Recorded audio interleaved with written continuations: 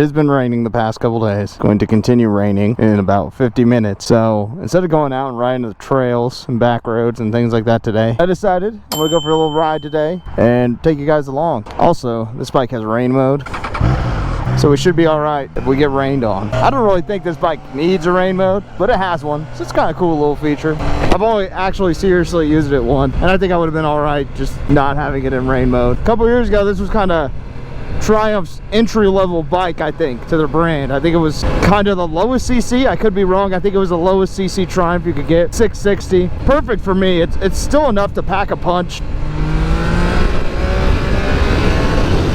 At the same time, it's not too much. Me personally, I don't really care about going super fast. I just really want a bike that's gonna handle awesome, and this bike is that for me. It handles so great. If you've been looking into the Triumph Trident 660, you already kind of know a lot of the issues with the throttle people have, and I'm not gonna sugarcoat it. You know, the Trident has a little bit of a laggy throttle. Mostly when you're taking off from a light and stuff, you'll notice it.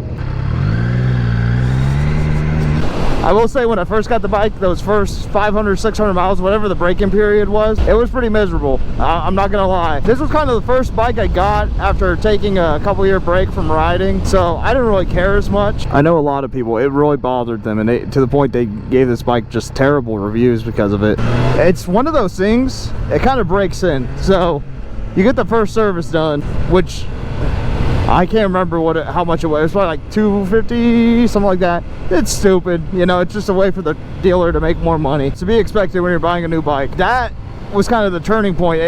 The delay was a lot less severe, I guess, to the point you had to really pay attention to kind of notice it. And also, I think breaking it in, I'm at 2,468 miles on this. Really, I feel like with all those miles and the time, I just feel like the throttle is nowhere near as laggy as it ever has been. And really, I don't really even notice it that much, mostly because the only other bike I ride is a KLR 650, and I mean, that's definitely not going to be the most tuned bike in the world. But yeah, this bike's been awesome, and like a lot of people say, that throttle delay you really only notice when you're taking off from a light or you're going low speeds. Oh my gosh, that's bumpy. If you're kind of up at speed, ripping through some twisties, you're not really going to notice it. Now, do I think this is a good beginner bike? No. I think for a few reasons. I think if it's your first motorcycle, I think you should really get something not that expensive. So if you lay it down, you're not going to be like freaking out, because you're going to lay down your bike, dude. I've laid down every bike I've owned. Also, I mean, the power, it really just depends on your age and what you can handle, I guess, and where your maturity level is. I feel like if you're like an 18-year-old, you just got your bike license and you want something, this probably isn't the bike for you. Not that it's like considered a super fast bike by any means, but you know, it's still got enough power. It would probably be a pretty dangerous bike in the wrong hands. Oh, a detour, dude. That's pretty lame. Ohio? What type of street is that? I think people used to street race down Ohio all the time. The urban legend. So another frustrating thing about this bike, just like any new bike honestly you're gonna buy these days, is the service light indicator. So pretty much like if you service the bike on your own, a little service light is gonna pop up. And now mine doesn't have it right now, and I'll explain how I got it to do that later. It stays up. It's like a big old orange light right there. And it's pretty frustrating. If you don't get your bike serviced every year at the dealer, then it's gonna pop up, and the dealer is supposedly the only people that can turn it off. Now there's an app some guy made that you can like tune the bike with and stuff, and you can get it to turn it off. I've heard horror stories on the forums about that app just doing stuff to the bike, ruining it, things like that. I don't know what's true and what's not. Honestly, I service my own bikes. I just ignore it. I don't care. It's whatever. But if that bothers you, you got to keep in mind, the dealer will let you come in and just turn off the light, but they're going to charge you like 75 bucks. So if you're willing to pay 75 bucks every year to keep that light off, if that's going to bother you that much, then hey man, good for you. Now me, what I did, I let my bike sit a little too long over the winter without a tender on it, and the battery got low enough that it didn't die, but it got low enough that it thought that it was the year 2000. And we'll see if, oh yeah, there we go. See, it thinks it's currently April 12th of 2000. which makes total sense since this bike came out in what, 2019, 2020? I think it came out in 2020.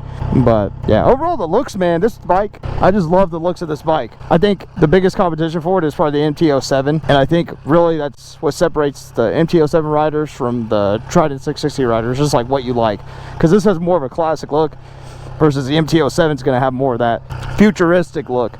This has a way more retro, still modern look, and I love it. It's just a beautiful bike, in my opinion. Let's go over the display screens real quick. I'm just gonna shut this thing off. Here's probably the most common one. This is kind of your gear selection, and then you got the date down there and time. That's usually what I keep it on. You got a menu you can play with if you're neutral or just at a complete stop. You can play with traction control. Really, I've turned off traction control a few times. Yeah, I feel a little bit of a difference. Typically, I just keep it on. I'm not on this bike to go super fast or anything like that, but really not enough that it's worth it to keep it off. So you got a trip meter, fuel, I tell you kind of your range and everything. That's pretty nice. The first bike I've ever owned that's done that. You also got a temp gauge. I've heard this thing's not too accurate though, based on the forums and stuff. Like people have their bikes overheat and it's showing half, and then all of a sudden it'll shoot up to full, and then they're on the side of the highway stuck. So I don't know if that's true or not. My personal experience, I've never experienced anything like that. It seems to be pretty accurate with me, but it's never overheated. So yeah, and then you got your service interval to tell you I gotta get a service in 8,000 miles, which obviously I've changed oil well before that, or by this date, and that date was a little while ago. Here you can adjust the screen brightness.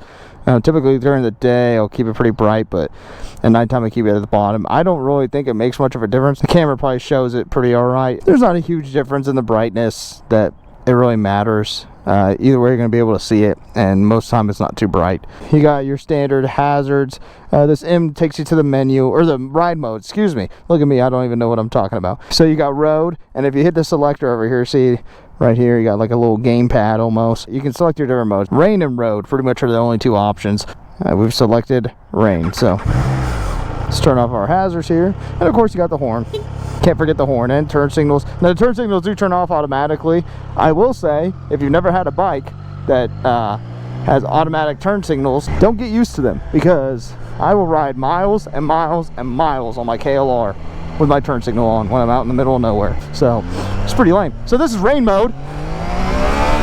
So as you can see, I was kind of full throttle. I think really what it does, it kind of maps the throttle or something like that. Some technical term, you know, I don't know everything.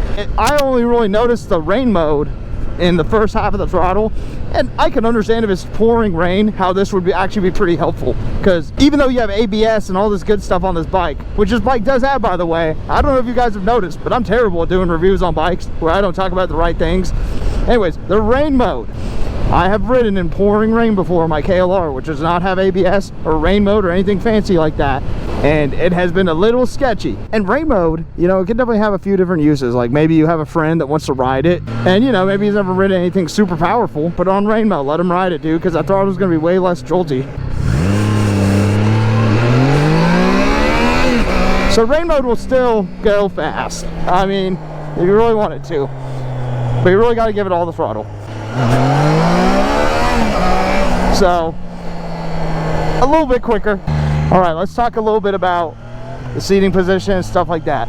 So you're in a very comfortable position, especially if you're coming off a sport bike. This is gonna be way more comfortable to you. I had supermotos and dual sports before I got one of these. Coming off a WR250X and Z125, this was really far forward for me, what I felt like it was. Now that I'm older and wiser and ridden a few more sport bikes, things like that, I've come to realize this bike is actually very comfortable. And this is not the straight, I don't think. I think it used to be.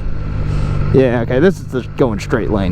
Now, one thing I do gotta kind of talk about is if you're getting this bike to go fast, it's not gonna be the bike for you, man. Just get a sport bike, really.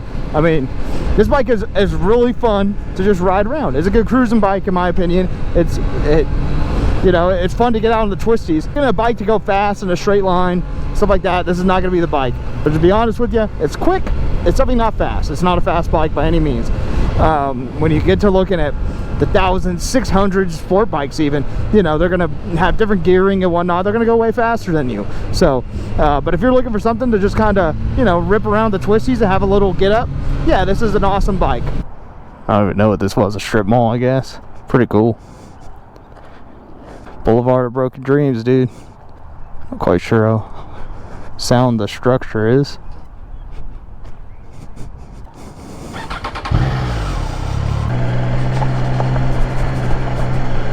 I get saddle sore usually within an hour of riding this thing versus my KLR stock seat.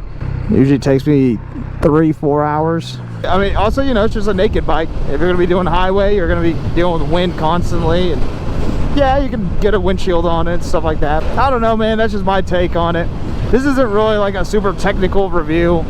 I just kind of wanted to give you guys my take on owning this bike. Overall, I really like this bike as a weekend bike. It's like a bike to ride on the weekends. It hits some twisties and things like that. I really enjoy this bike, man. This bike's been awesome.